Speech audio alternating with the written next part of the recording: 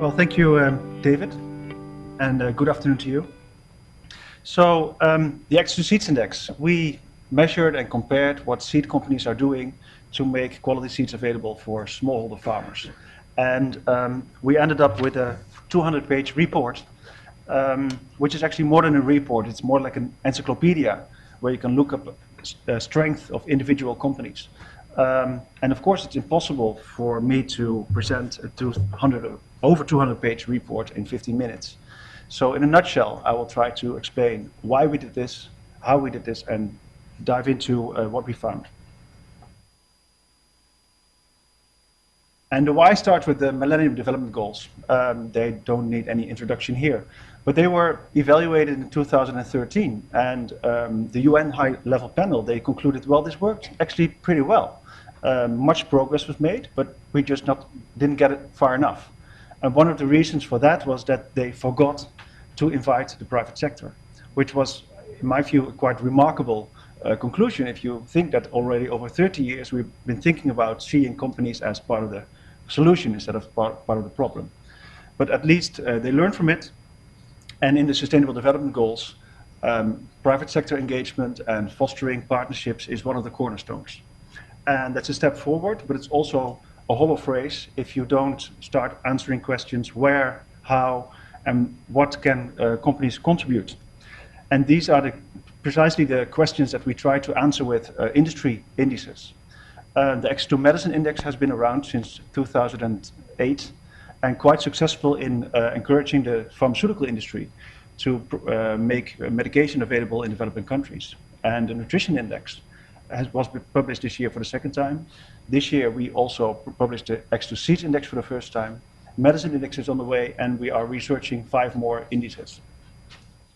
And why seeds? Well, the high-level panel itself talked about it. Quality seeds have enabled farmers in various parts of the world to triple, even 5 times higher yields. But for instance, in Africa, those seeds are not available.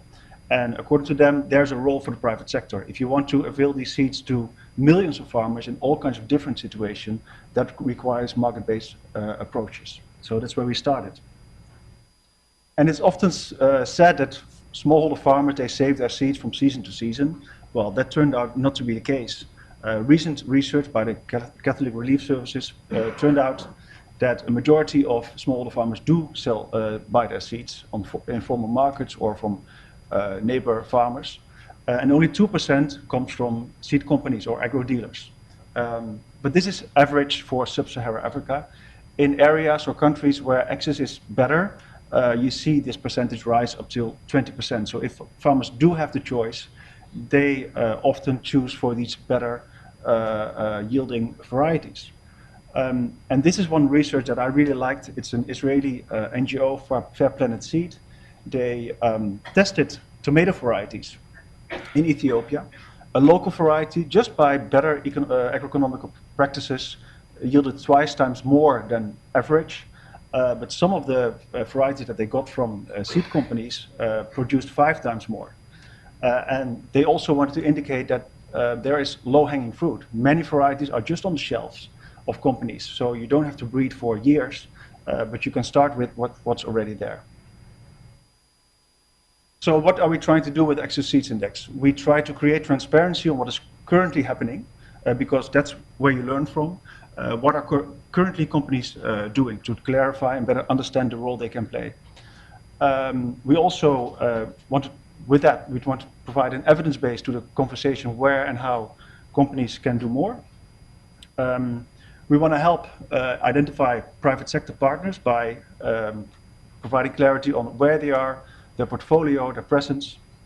And of course, we try to encourage companies to do more. How did we do this? Well, we look at activities of seed companies in 4 regions. Regions where smallholder farmers are active, where there is a food security issue, but also agricultural potential. Latin America, West Africa, Eastern Africa, and South and Southeast Asia. And in a sense, it's a benchmark. So we compare companies with each other.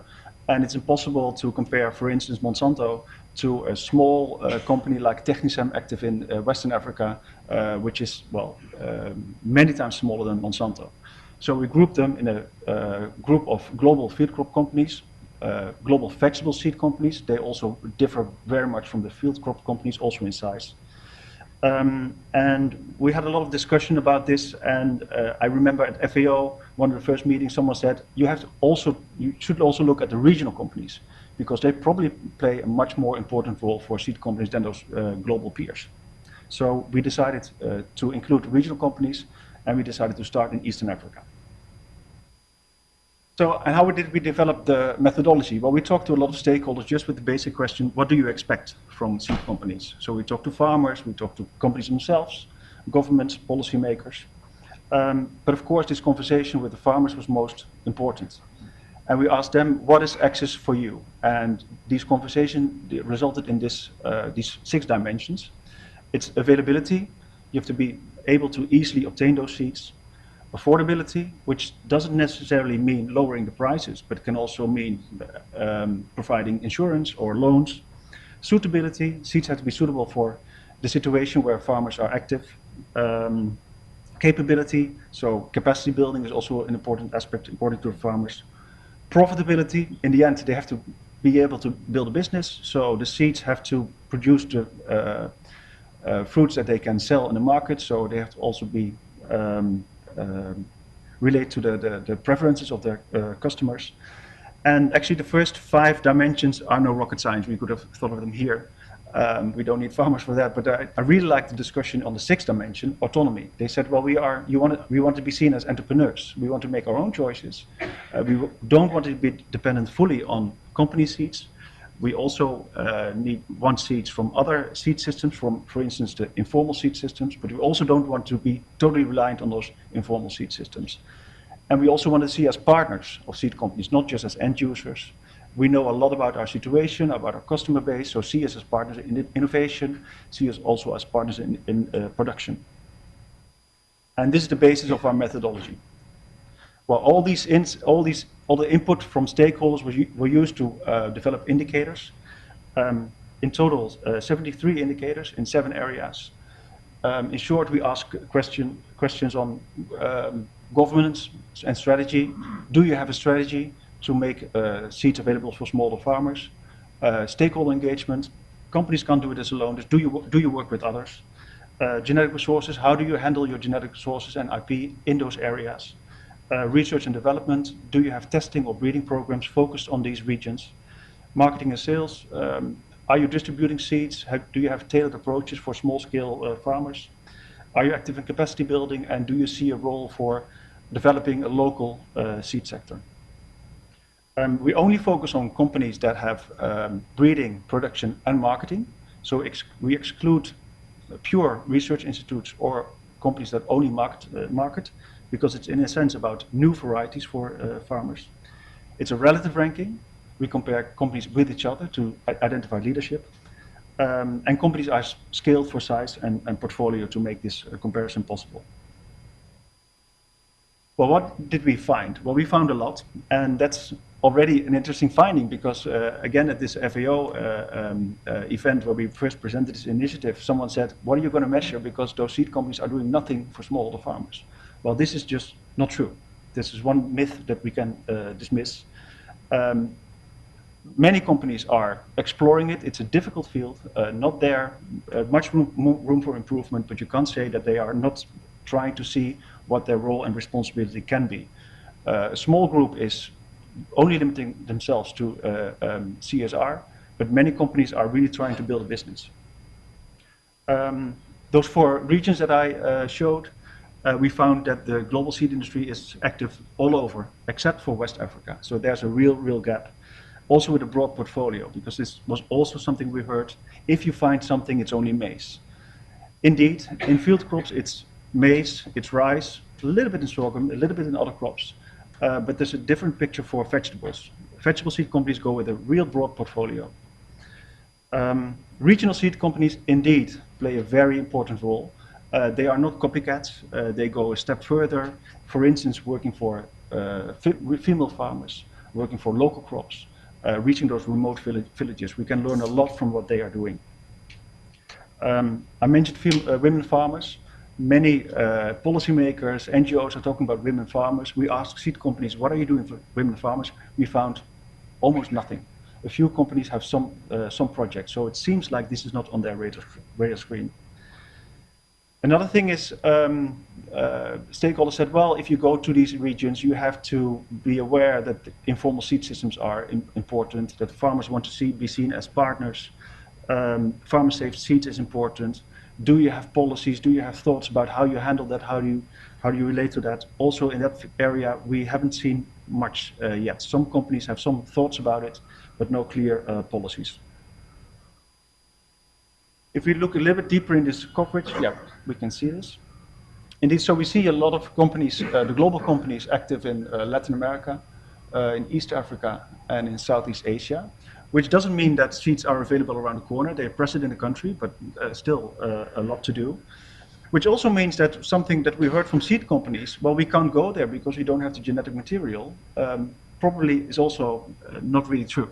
Many companies do see possibilities to become active in those markets. But as you see here, red is many companies, blue is none of, or some companies. Not much is happening in West Africa. And we discussed this with the World Bank, the guys that do the enabling business of agriculture research. Does this relate to the policy environment? Well, maybe it does, because the top performers in their research is Colombia, for instance, and there we see a lot of companies active. Another top performer in their research is Kenya, and also there we see a lot of companies starting. We don't know about Asia because Thailand and India are currently not in the World Bank research. But also the World Bank found that if it comes to policy, in West Africa, many companies are below average. So maybe that's a reason not much is happening there. If anything is happening in West Africa, it's mainly vegetable seed companies. If we look at the rankings, to be honest, so it's a report full of best practices, and the rankings are just a few pages, but they catch the attention. What do we see here? We see a group of 7 companies, and why 7? It's only 7. Number 8 is so much smaller that we couldn't include them in the benchmark. And you know this group is shrinking. Only the top 4 is developing business practices in this region. The number 5, 6, and 7 are doing something, but it's mainly CSR. So I remember one NGO told me, why is Monsanto doing so well? Well, if you are 4th of the only 4 companies that are actually doing something, I'm not sure if that's well. The top 3 is very close, and DuPont Pioneer just goes a step further with their breeding programs, and Syngenta goes a step further with capacity building, mainly with their Syngenta Foundation. Vegetable seed companies, a little bit different. Almost all companies are active in the region that we identified. East-West Seeds is really stands out, which may come as no surprise because already for 30 years they have been focusing on bringing tropical vegetable seeds to smallholder farmers. And across all the 7 areas that we looked at, they have developed practices and policies. Also, the multinationals are doing quite a good job. And below them, there are smaller firms. They are in the top 10, but still small firms. Mainly family-run businesses, and they tell us we have to focus. You can't expect us to build distribution systems in all those countries. So we focus our contribution on, for instance, breeding. Rijkswaan, BEO, they breed. And also we have separate rankings for each area, and they are in the top 3 of the R&D ranking. Unfortunately, we are dependent on information that's provided by companies, and Japanese companies, they are active. We see them everywhere, but they lack disclosure, so we don't have that much information on their activities. Eastern Africa, this was quite a challenge. Actually, the other ones were quite a challenge too, because when we started this, my first question was, okay, give me a list of the 20 main seed companies in the world. That was already a question that could not be answered. This is the seed industry. Many companies are not listed. There's hardly any research because that research is mainly done for investors. And also for regional, for Eastern Africa, what are the main companies here? Nobody knew. So we asked around, who do you see as the leading companies in this region? And we came up with this list of 17. And we only included, again, companies with breeding, production, and marketing, and companies that are active in multiple countries, unless a company is so dominant in one region, one market, one country, like Ethiopian Seed Enterprise in Ethiopia or Demeter in Malawi, that we didn't want them, we wanted to include them also. And again, East-West Seed performs really well, but then you see a group of regional companies outperforming the multinationals. And I told you already, they go just a step further in working for local crops, female farmers, reaching remote villages. And the scores look really close, but what you don't see is that in each area we have indicators on policy, performance, what do you actually do, disclosure, transparency, and innovation. The multinationals score pretty well on policies and commitments, and transparency, not so well on performance, whereas the regional companies score not so well on commitments and disclosure, but score really well on activities. So their scores are near, but actually, in my perspective, actions count, so they are doing a much better job. Are now only the top companies interesting? Not at all, because you see a few companies that are on the bottom of the list. For instance, Technisem, number, is it? 12. But they really excel in their distribution activities. What they learned in West Africa, they are transferring now in East Africa. Or Kenyan Highland Seed is really showing very interesting practices on capacity building. So also, actually all the companies in this list have interesting practices to show. And so if you're looking for partners with specific strength, you should not only look at the top companies. Yeah, like I said, when we started this, we didn't even have a list of the main companies, and now we have insights in where they are, what their portfolio is, and what specific strengths are. And I wanted to show you this scorecard of East African Seed, number 3 in the regional list, because it's typical for regional companies. Like I said, so they are doing quite well on performance indicators, not so well on strategies or disclosure. Many of the seed companies in the region, they have both portfolio, both field crops and vegetables in the portfolio. What you see that they don't do breeding in vegetable seeds, which is something that we want to dig deeper in. So where do you get your seeds from? Is it from public research institutes? Is it from the global companies? So are they new varieties, or are you distributing old varieties and just repackage them? Because then, and if everybody's doing it, farmers do have a choice between brands, but do not have a choice between varieties. That's something we want to dig in deeper. But you do see that many of the companies, like East African Seed, they have breeding programs for field crops, but also local crops. You don't see that with the global companies. Findings, we have findings for each measurement area. These are just some highlights. So many of the global companies, they are active. They have set some commitments, but well, real tangible targets are often lacking, which limits accountability. So there's room for improvement.